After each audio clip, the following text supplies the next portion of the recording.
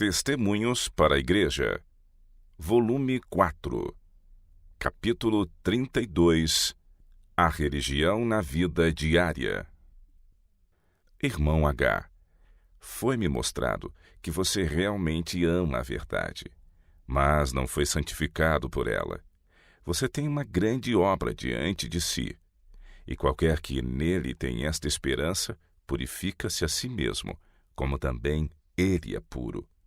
1 João capítulo 3, verso 3. Você tem esta obra a realizar, e não há tempo a perder. Foi-me mostrado que sua vida tem sido tempestuosa.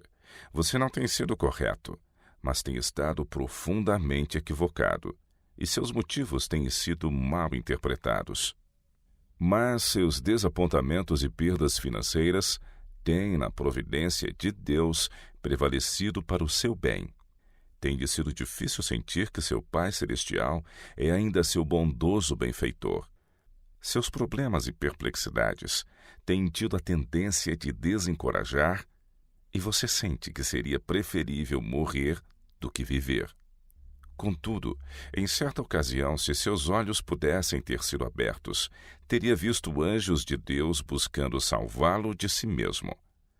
Os anjos de Deus o conduziram para onde pudesse receber a verdade e firmar seus pés sobre um fundamento que seria mais firme do que os montes eternos. Aqui você viu a luz e a acolheu. Nova fé e nova vida surgiram em seu caminho. Deus, em sua providência, ligou-o com a sua obra no escritório da Pacific Press. Ele tem trabalhado por você, e você deve ver a sua mão guiadora. O sofrimento tem sido sua porção, mas você tem trazido muito dele sobre si mesmo porque não tem exercido o domínio próprio. Às vezes tem sido muito severo, tem um temperamento impaciente que precisa ser dominado. Em sua vida tem estado em perigo, seja de submeter-se à autoconfiança ou, por outro lado, isolar-se e ficar desanimado. Uma contínua dependência da palavra e da providência de Deus o qualificará para empregar suas faculdades inteiramente pelo Redentor que o tem chamado, dizendo: segue-me. Deve cultivar um espírito de inteira submissão à vontade de Deus, zelosa e humildemente procurando conhecer os seus caminhos e seguir a direção de seu espírito. Não te estribes em teu próprio entendimento. Provérbios capítulo 3, verso 5. Deve desconfiar profundamente da própria sabedoria e suposta prudência. Sua condição requer essas precauções. Não é seguro que o homem confie no próprio discernimento. Ele tem capacidade limitada na melhor das hipóteses, e muitos têm recebido como hereditariedade traços de caráter tanto fortes como fracos, que são defeitos explícitos. Essas peculiaridades caracterizam a vida inteira. A sabedoria que Deus dá conduzirá os homens ao exame próprio. A verdade os convencerá de seus erros e equívocos existentes. O coração deve estar aberto para ver, perceber e reconhecer esses erros, e então, através da ajuda de Jesus, cada um deve empenhar-se zelosamente na obra de vencê-los. O conhecimento obtido pelos sábios do mundo, por mais diligentes que sejam em adquiri-lo, é afinal limitado e comparativamente inferior. Poucos, porém, compreendem os caminhos e obras de Deus nos mistérios de sua providência. Avançam uns poucos passos, mas não chegam a lugar algum.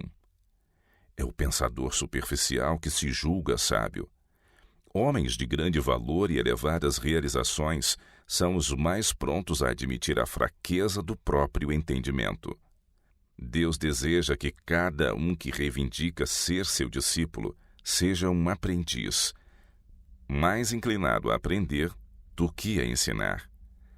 Quantos homens nesta época do mundo deixam de aprofundar-se o suficiente? Mal tocam a superfície. Não pensam de modo suficientemente detalhado para ver dificuldades e lutar contra elas, e não examinarão todo o assunto importante que lhes aparece, com estudo acompanhado de oração e meditação, e suficiente precaução e interesse em ver o real ponto da questão. Falam de assuntos que não têm avaliado inteira e cuidadosamente. Muitas vezes, pessoas intelectuais e francas têm opiniões próprias que precisam ser firmemente resistidas, ou aqueles de menor força mental estarão em perigo de ser desviados. Através do preconceito mental, hábitos são formados e costumes, sentimentos e desejos têm maior ou menor influência. Às vezes, uma conduta é seguida todos os dias com persistência por ser um hábito e não porque o discernimento aprova. Nesses casos, o sentimento, em vez do dever, tem predominado. Se pudéssemos entender as próprias fraquezas e ver maus traços em nosso caráter que precisa ser reprimidos, veríamos tanto a ser feito por nós mesmos que humilharíamos nosso coração sob a poderosa mão de Deus. Apoiando nossa alma em defesa sobre Cristo, devíamos suplementar nossa ignorância com a sua sabedoria, nossa fraqueza com a sua força, nossa fragilidade com o seu poder duradouro. E unidos com Deus, devíamos verdadeiramente ser luzes no mundo. Prezado irmão, Deus o ama e é muito paciente para com você, apesar de seus muitos erros e faltas. Em vista do terno e piedoso amor de Deus exercido em seu benefício, você não devia ser mais bondoso, perdoador, paciente e tolerante com seus filhos? Sua rispidez e severidade está afastando de você o coração deles. Não pode dar-lhes lições de paciência, tolerância, benignidade e gentileza quando você é dominador e manifesta mau humor no trato com eles. Eles possuem o cunho de caráter que seus pais lhes deram, e se você deseja aconselhá-los, orientá-los e fazê-los deixar de seguir qualquer conduta errada, o objetivo não pode ser obtido por rispidez e o que lhes pareça tirania.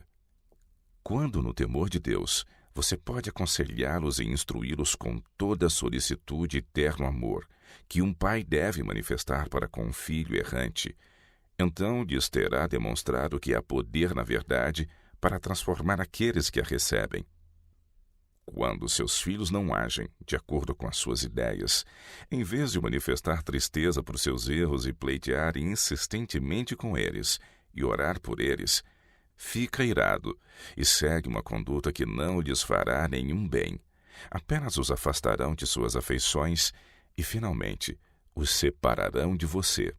Seu filho mais novo é perverso. Ele não faz o que é correto. Seu coração se rebela contra Deus e a verdade. É afetado por influências que somente o tornam ríspido, grosseiro e descortês. Ele lhe é uma provação. E a menos que se converta, fará você perder a paciência. Mas rispidez e severidade exagerada não o reformarão. Você deve buscar fazer o que pode por ele no Espírito de Cristo, não no próprio Espírito, nem sob influência da ira. Deve controlar-se ao conduzir seus filhos. Deve lembrar-se que a justiça tem uma irmã gêmea, a misericórdia. Quando quiser exercer justiça, revele misericórdia, ternura e amor, e não se esforçará em vão. Seu filho tem uma inclinação perversa e precisa da mais ponderada disciplina.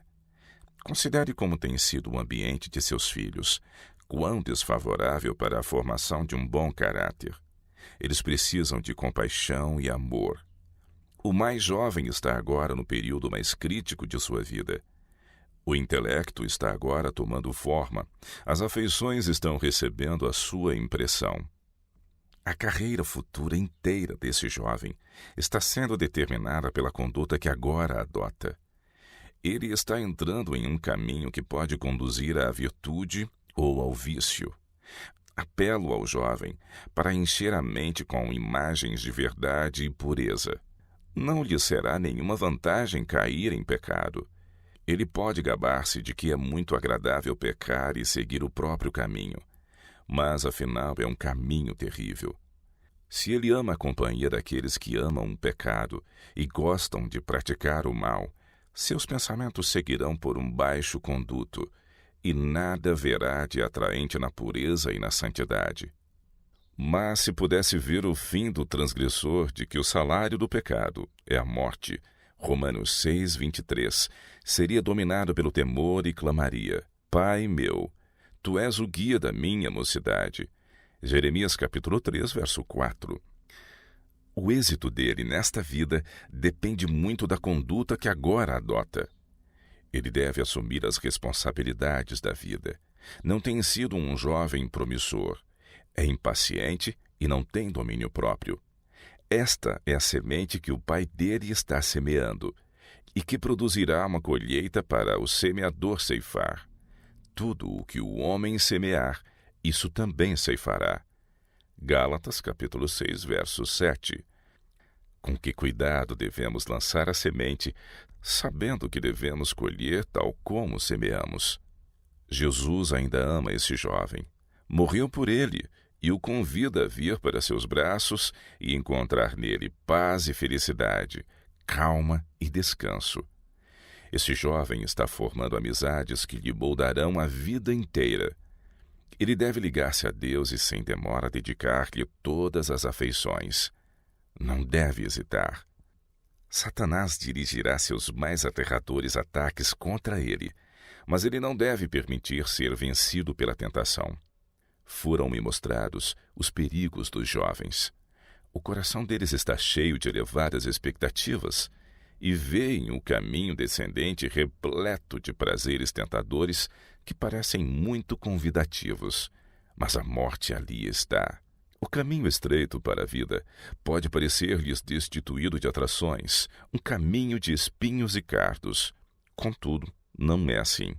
É o caminho que requer renúncia de prazeres pecaminosos.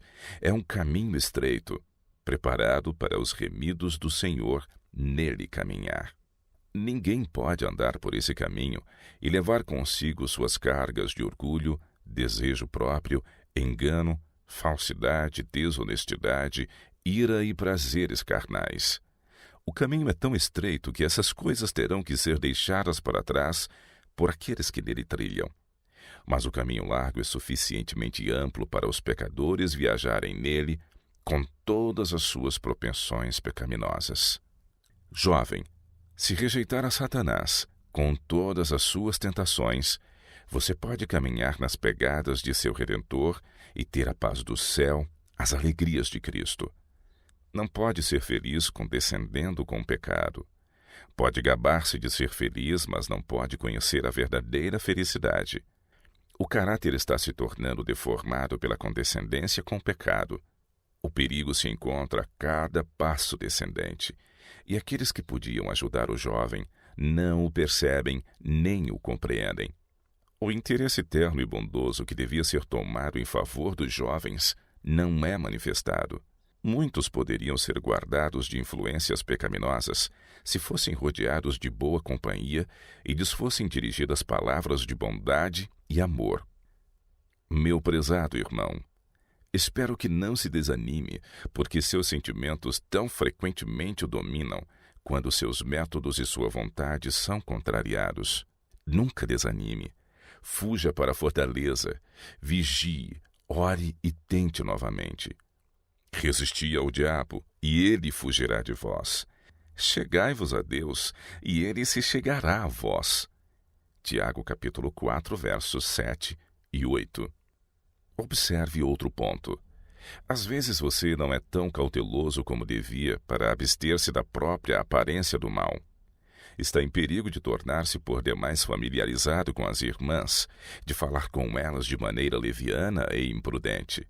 Isso prejudicará a sua influência. Guarde-se cuidadosamente em todos esses pontos. Vigie contra a primeira aproximação do tentador. Você é extremamente nervoso e irritadiço.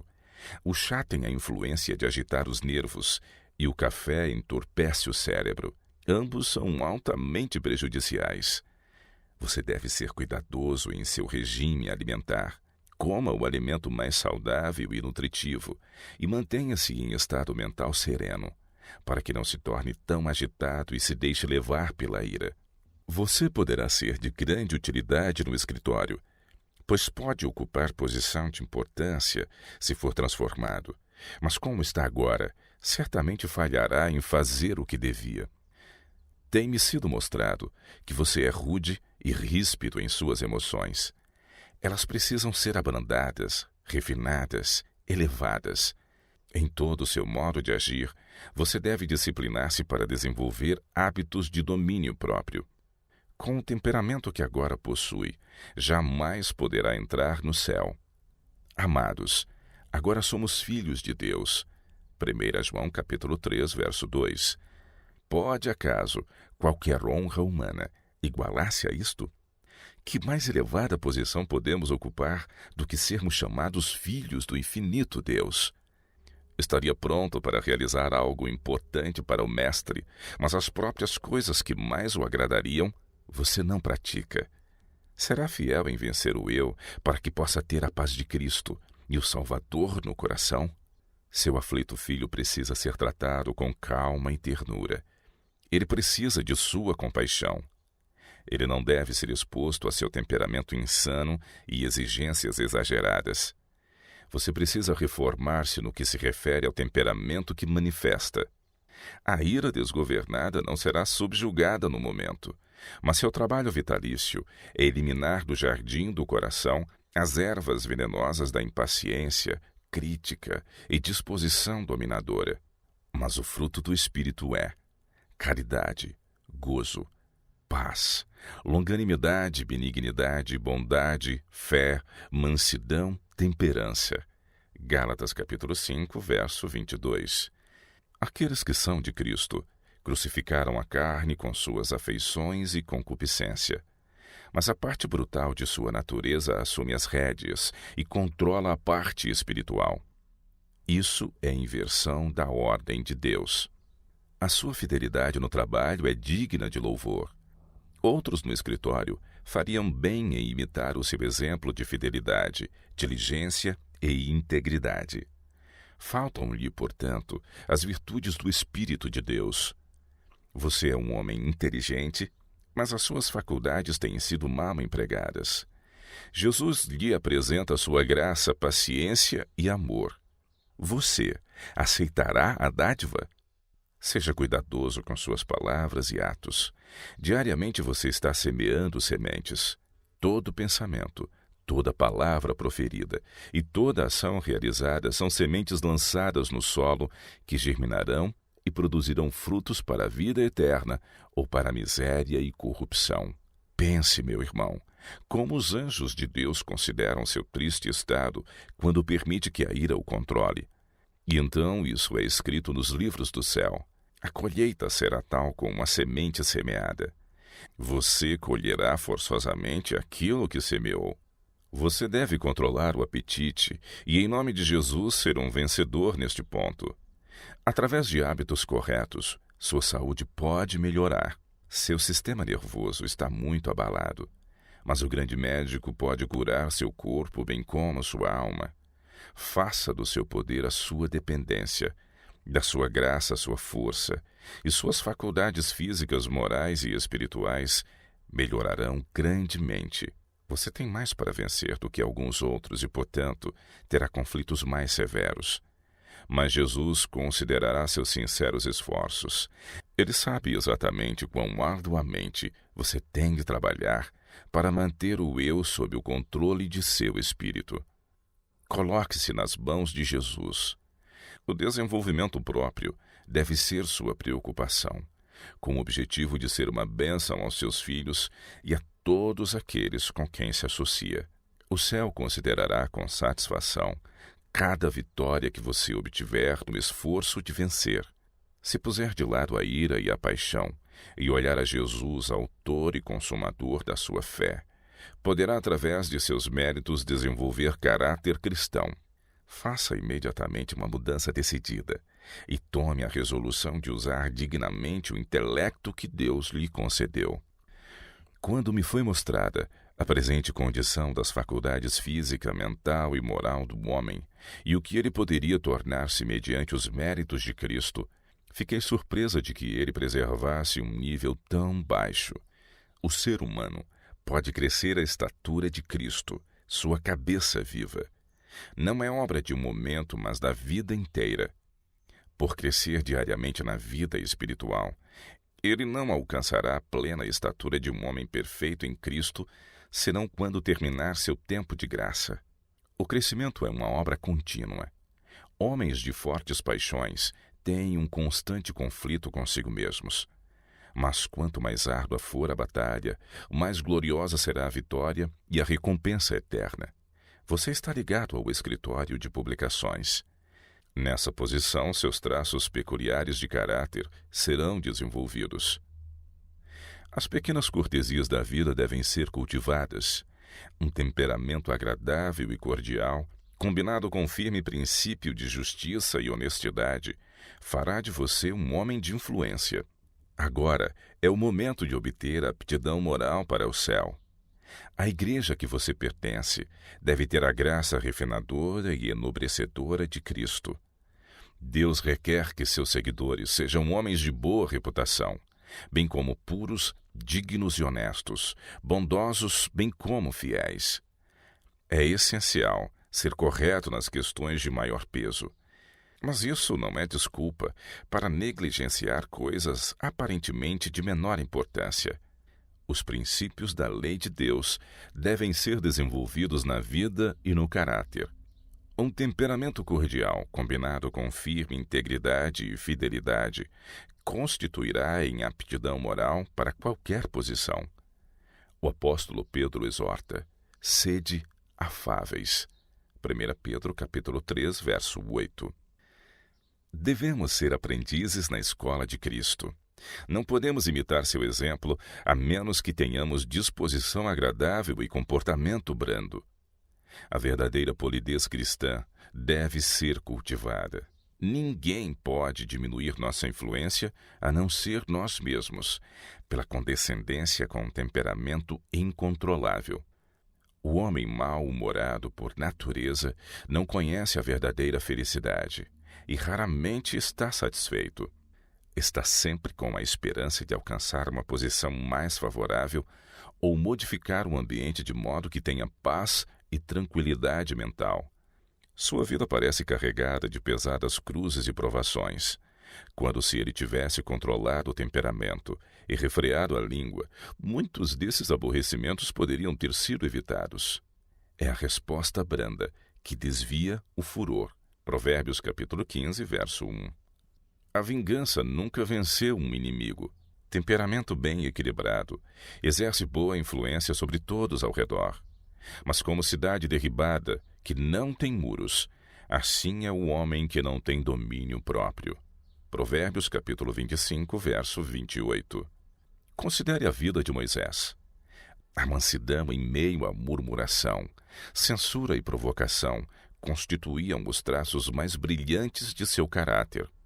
Conquanto estivesse cercado de desconfiança e suspeita, e seus inimigos preparassem um ardil para a sua vida, ele, contudo, nunca se desviou do princípio. Manteve alegre e serena confiança em Deus. Acima de tudo, permita que a vida de Cristo lhe ensine. Quando o injuriavam, não injuriava, e quando padecia, não ameaçava. 1 Pedro capítulo 2, verso 23. Você deve aprender essa lição, ou jamais entrará no céu. Cristo deve tornar-se sua força. Em seu nome, você será mais que vencedor. Nenhum encantamento contra Jacó, nenhum presságio contra Israel prevalecerá. Se sua alma estiver arraigada à rocha eterna, você estará seguro. Venha a alegria ou sofrimento, nada o desviará do que é correto. Você tem estado a flutuar no mundo, mas a verdade eterna se lhe demonstrará uma âncora. Você precisa guardar a fé. Não proceda por impulso, nem entretenha teorias vagas. Fé experimental em Cristo e submissão à lei de Deus são da mais alta importância para você. Esteja disposto a aceitar a advertência e conselho dos que têm experiência. Não adie a obra de tornar-se vencedor. Seja sincero a si mesmo, a seus filhos e a Deus. Seu aflito filho precisa ser tratado com ternura. Como pai, você deve lembrar-se de que os nervos que podem estremecer de alegria podem também estremecer sob a mais intensa dor. O Senhor identifica seu interesse com o da sofredora humanidade. Muitos pais se esquecem de sua responsabilidade para com Deus de educar filhos para a utilidade e dever de tal forma que sejam uma bênção para si mesmos e a outros. Frequentemente, as crianças são mimadas desde a meninice e maus hábitos se tornam fixos. Os pais têm estado curvando o rebento. Pela sua maneira de educar, o caráter ou se desenvolve com deformidades ou com simetria e beleza. Mas enquanto muitos erram do lado da condescendência, outros vão ao extremo oposto e governamos filhos com vara de ferro. Nenhum deles segue a direção bíblica, mas ambos estão fazendo uma obra temível. Estão moldando a mente dos filhos e devem prestar contas no dia de Deus, pela maneira como têm feito. A eternidade revelará o resultado da obra feita nesta vida. Para onde o galho se curva, a árvore se inclina. Sua maneira de orientar está errada, decididamente errada. Você não é um pai carinhoso e compassivo. Que exemplo dá aos filhos com suas explosões insanas de ira? Que contas terá de prestar a Deus por sua perversa disciplina? Se deseja ter o amor e respeito de seus filhos, você precisa manifestar desafeição. A condescendência com a ira nunca é desculpável, é sempre cega e perversa. Deus requer que você mude de conduta. Pode ser um homem útil e eficiente no escritório se empreender esforços determinados para vencer. Não estabeleça como critério as opiniões próprias. O Senhor o ligou ao seu povo para que você pudesse aprender na escola de Cristo. Suas ideias têm sido pervertidas. Não te estribes no teu próprio entendimento. Provérbios capítulo 3, verso 5. Você não pode ser salvo, a menos que sua mentalidade seja mudada. Não obstante o fato de Moisés ter sido o mais manso de todos os homens que já viveram na terra, houve uma ocasião em que ele trouxe sobre si o desagrado de Deus. Ele foi grandemente importunado pela murmuração dos filhos de Israel por falta de água. As injustas acusações do povo contra ele o levaram por um momento a esquecer que as queixas não eram contra ele, mas contra Deus.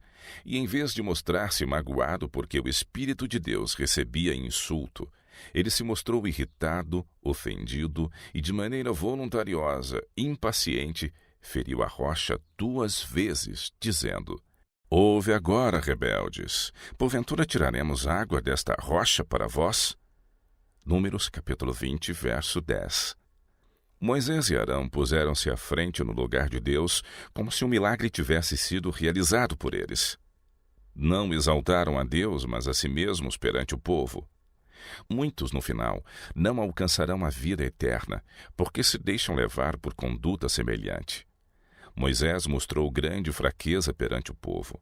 Revelou grande falta de domínio próprio, um espírito igual ao que possuíam os murmuradores.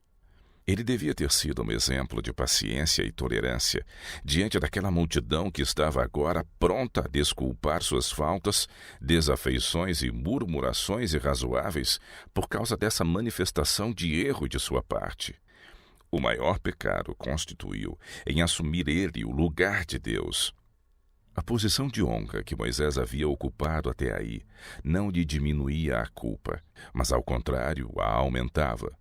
Aqui estava um homem até então irrepreensível, agora caído. Muitos, em posição semelhante, haveriam de arrazoar que seu pecado deveria ser desculpado em virtude de sua longa vida de invariável fidelidade. Mas não, era mais grave um homem que tinha sido honrado por Deus mostrar fraqueza de caráter na demonstração de ira, do que se ele ocupasse posição de menor responsabilidade. Moisés era um representante de Cristo, mas quão tristemente foi o simbolismo maculado. Moisés havia pecado, e sua fidelidade passada não podia expiar o pecado presente. Todo o grupo de Israel estava fazendo história para futuras gerações. Essa história, a pena da inspiração que não erra, deve traçar com exata fidelidade. Homens de todo o tempo futuro devem ver o Deus do céu como um governante firme, que em caso algum justifica o pecado. Moisés e Arão teriam de morrer sem entrar em Canaã, ficando sujeitos à mesma punição que caiu sobre os que estavam em posição de menor importância. Eles se curvaram em submissão, embora sua angústia de coração fosse inexprimível, mas seu amor por Deus e sua confiança nele ficaram inalterados. O exemplo deles é uma lição que muitos passam por alto, sem aprender dela como deviam. O pecado não parece iníquo. A exaltação do eu não lhes parece grave. Poucos, todavia, percebem a malignidade do pecado, gabam-se de que Deus é muito bom para punir o ofensor. Os casos de Moisés e Arão, Davi e numerosos outros mostram que não é seguro pecar por palavra, por pensamento ou ação. Deus é um ser de amor e compaixão infinitos. No discurso de despedida que Moisés apresentou aos filhos de Israel, ele disse: "Porque o nosso Deus é um fogo consumidor." Hebreus 12, 29. Um Deus zeloso. O apelo tocante feito por Moisés de que poderia ser privilegiado a entrar em Canaã foi firmemente recusado. A transgressão em Cádiz havia sido pública e marcante, e quanto mais elevada a posição do ofensor, quanto mais distinto o homem, mais firme era o decreto e mais certa a punição. Prezado irmão, fique alerta. Seja fiel à luz que brilha em seu caminho. Declarou Paulo: "Subjugo o meu corpo e o reduzo à servidão, para que, pregando aos outros, eu mesmo não venha de alguma maneira a ficar reprovado." 1 Coríntios capítulo 9, 27.